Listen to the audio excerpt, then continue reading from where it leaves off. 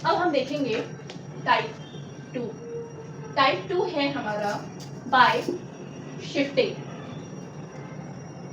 Bye shifting, shifting का मतलब खिसकाना होता है। ठीक है, देखते हैं इसमें किस तरीके के क्वेश्चंस हमारे बनते हैं।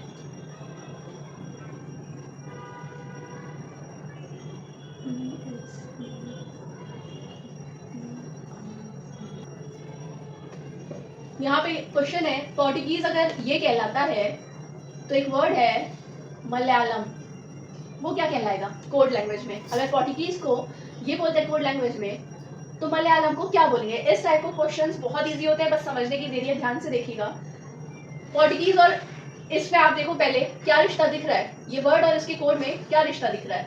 हमने ये देखा कि अभी तो आपको शायद ना समझ में आ रहा हो, पर ध्यान से देखने में पता लगेगा, है ना, कि ये जो हमारा वर्ड है पोर्टुगीज, जब इसे उल्टा पढ़ रहे हैं तो भी ये पोर्टुगीज पढ़ने में आ रहा है। यानी ये जो पी था सबसे लास्ट में लिखा गया, फिर ओ, फिर R, T, U, G, E, S, E, यानी आप जब यहाँ से इस तरफ पढ़ेंगे ना तो पोर्टुगीज ही लिखा हुआ है, बस किसी वर्ड को उल्टा कर दिया। यानी जो लेटर सबसे पहले आया सबसे आखिरी में लिखना शुरू कर दो, एग्जैक्टली मलयालम लिखा जाएगा। अब मलयालम वर्ड की एक मजेदार बात यह है कि जब हम मलयालम वर्ड को आगे से पढ़ते हैं तब भी वो मलयालम कहलाता है, मलयालम वर्ड को पीछे से पढ़ते हैं तब भी वो मलयालम वर्ड ही कहलाता है। देखिएगा कैसे, एम सबसे किनारे हमने लिख दिया, फिर ए, फिर एल, फिर यहाँ वाला ए, वाई, ए, एल, ए, एम, यहाँ पे भी मलयालम, यहाँ पे भी मलयालम। तो ये था आपको समझाने के लिए कि पोर्टुगीज वर्ड जो था उसको उल्टा लिखा, मलयालम वर्ड। अब कई बच्चे कंफ्यूज हो सकते हैं और दूसरा आंसर जो ऑप्शन में दिया होगा वो बात कर सकते हैं, उन्हें ये लगेगा मलयालम तो मलयालम ही लिखा गया, राइट? लेकिन ऐसा नहीं है। एक और एग्जांपल लेके समझते हैं।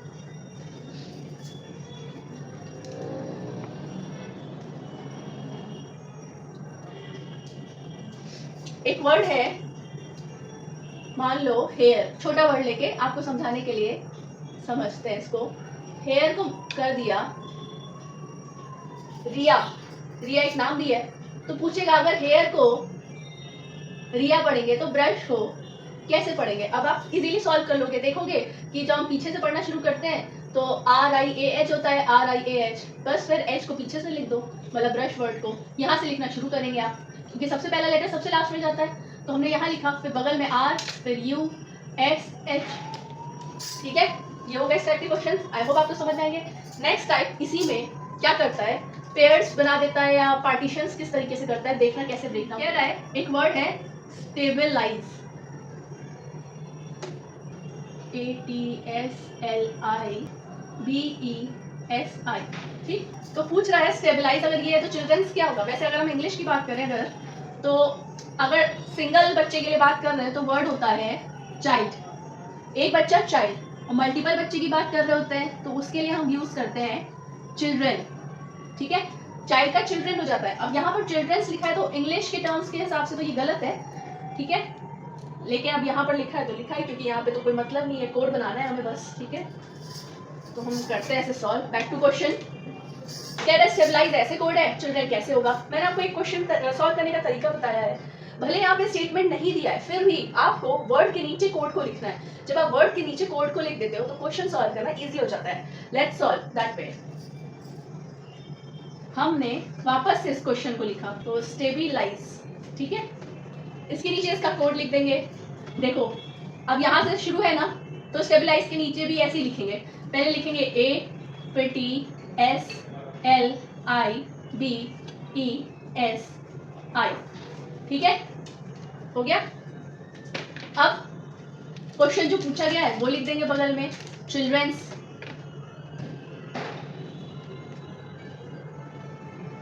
इसका कोड क्या होगा, जो भी कोड होगा वो हम इसके नीचे लिख देंगे। तो हमने दोनों में रिश्ता देखने की कोशिश की, हमें अभी नहीं समझ में आया क्या है, तो मैंने बोला अगर दोनों में ना समझ में आए एक बार फिर भी बगल में देख लो। बगल में तो कोई सवाल ही पैदा नहीं होता यहाँ पर, क्योंकि सी, एच, आई, ये सब तो बहुत सारे ऐसे लेटर्स है जो बगल वाले वर्ड में है नहीं।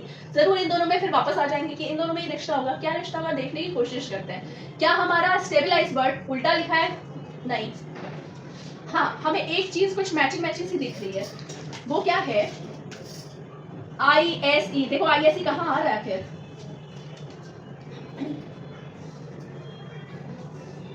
सॉरी माय मिस्टेक, यहाँ पर आई था, बहुत ध्यान से क्वेश्चन को कॉपी करते वक्त कई बार गलती होती है, जैसे अब मेरे से हो रहा है, ऐसा मेरे साथ भी हुआ है, बहुत लोगों के साथ होता है, अच्छे से टैलेंटेड लोग के साथ होता है। जो क्वेश्चन में दिया अगर आप उसे रिकॉपी कर रहे हैं तो बहुत ध्यान से करिएगा, ठीक है। अब हमने क्या देखा यहाँ पर, जो स्टे था ना वर्ड STA, देखो STA को यहाँ से यहाँ लिख दिया STA उल्टा, फिर BIL बिल, ये जो BIL है ना ये वाला स्टेबलाइज का, उसको उल्टा यहाँ पे लिख दिया, फिर ISE ESI, यानी इस तरीके से 3 पार्ट में एक ही वर्ड को ब्रेक डाउन किया और उन तीनों पार्ट का जो लेटर था उसको राइट टू लेफ्ट की तरफ लिख दिया इसने, ठीक है।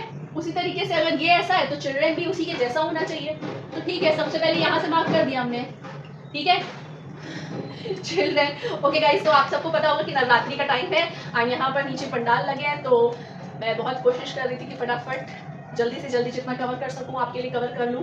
तो नगाड़े बनने शुरू हो गए हैं, मुझे यहीं पर अपना टॉपिक एंड करना पड़ेगा, तो नेक्स्ट टॉपिक हम कंटिन्यू करेंगे इसी चैप्टर का, तो इसे फटाफट देख लेते हैं इससे पहले और तेज से नगाड़े बजने लग जाए, है ना।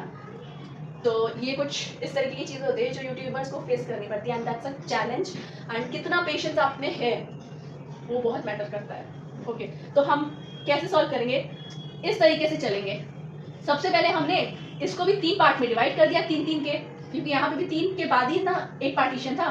फिर हम क्या करेंगे, पीछे से चलेंगे, STA ऐसे लिखा है ना, S को सबसे पीछे लिख दिया गया यहाँ पे, फिर T लिखा गया, फिर A, तो C को हम सबसे पीछे लिखेंगे, यहाँ आ जाएगा, फिर H को हम लिखेंगे, H अपनी जगह पे आ जाएगा, और I को लिखेंगे, I यहाँ आ जाएगा।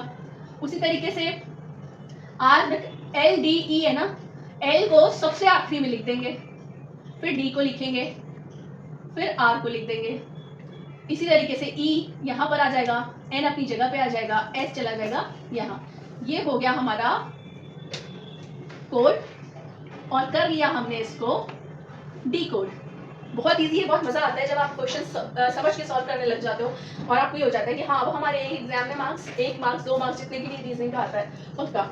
इसको थोड़ा सा देखना क्लियरली, तो हमारा कोड क्या हो गया, जिसका जिसका ये आंसर आया वो सही है, IHCRDLSNE, ये हो गया हमारा कोड का डी कोड। हम आपको क्वेश्चन दे रहे हैं, अगर आपको अपने आप को इवैल्यूएट करना है या कुछ भी, तो वो क्वेश्चन आपका यहाँ पर बोर्ड पे होगा। नेक्स्ट क्लास जब हम कंटिन्यू करेंगे तो आप इसी क्वेश्चन से हम शुरू करेंगे, ठीक है गाइस। तो मैं फटाफट लिख देती हूँ क्वेश्चंस कि अगर हमने चिल्ड्रन को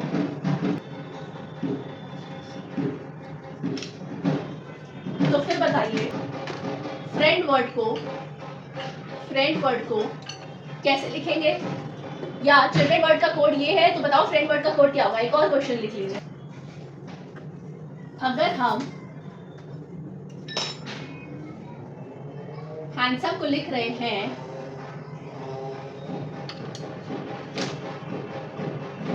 तो फिर बताओ ब्यूटीफुल को